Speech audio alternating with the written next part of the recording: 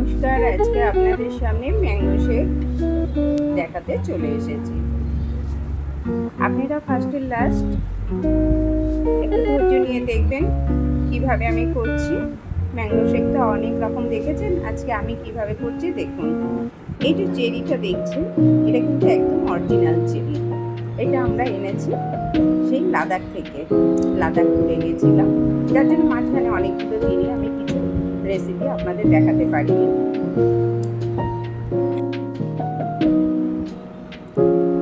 দুই পাশ থেকে বার করে নিচ্ছি।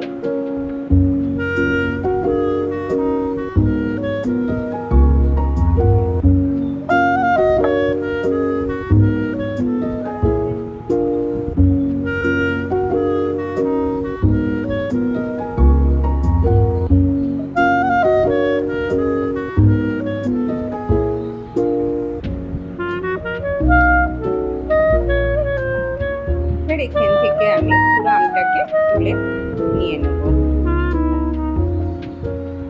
এখন আমের সময় আপনারা সকলে একটুখানি করে খেয়ে দেখবেন। এই গরমে মন প্রাণ জুড়িয়ে যাবে।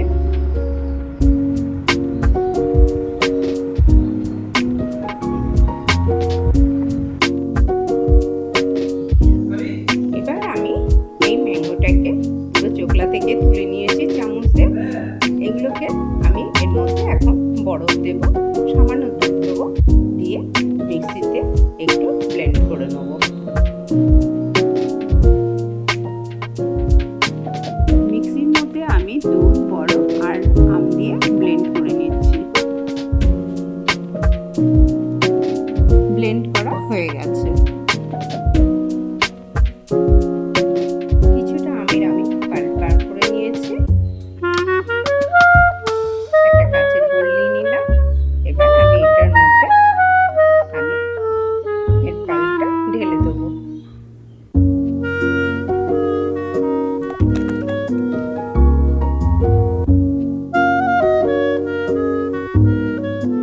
আমি আলাদা করে চিনিটা একটু মিক্সিতে ঘুরিয়ে নেব। খুব বেশি লাগবে না, আমগুলো যেহেতু এখন খুবই মিষ্টি। দেব সামান্য নুন, সামান্য নুন দেব।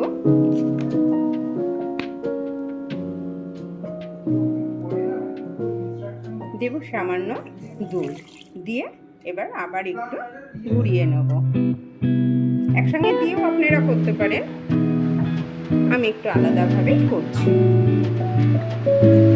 চিনিটাকে আমি ভালোভাবে মিক্সিতে পেস্ট করে নিয়েছি। এই যে চিনি নুনের পেস্টটা আমি পাল্পের মধ্যে ঢেলে দিয়েছি। এইভাবে আমের পাল্পটা তৈরি করে আপনারা দীর্ঘদিন ফ্রিজে রেখে দিয়ে অল্প অল্প করে বার করে সকলে মিলে মানে এটা খেতে পারেন। এই গরমে ঠান্ডা জিনিস প্রত্যেকেরই ভালো লাগবে, এবং বিশেষ করে আমের একটা শেক করা হচ্ছে, এটা সবারই খুবই প্রিয়, ছোট বড় সকলের জন্য।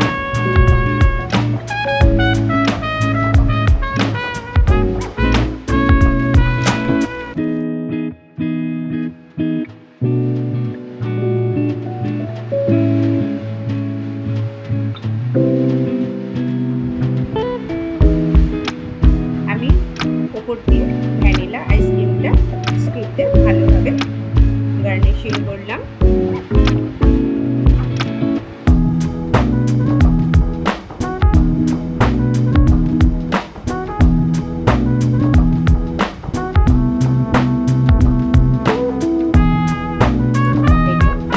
লাদাখ থেকে আনা অরিজিনাল চেরি। বলুন কেমন লাগছে আমার আমের শেক। এইভাবে আপনারা অবশ্যই করে খাবেন। বেশি কিচ্ছু দরকার নেই, সামান্য আম, একটু ঘরে দুধ তো সকলেরই থাকে সবসময়, আর গরমের দিনে আইসক্রিম তো সবার ঘরেই থাকে। এই ভিডিওটি যদি আপনাদের ভালো লেগে থাকে অবশ্যই লাইক, কমেন্ট এবং সাবস্ক্রাইব করতে ভুল করবেন না। শেয়ারটা অবশ্যই করে দেবেন।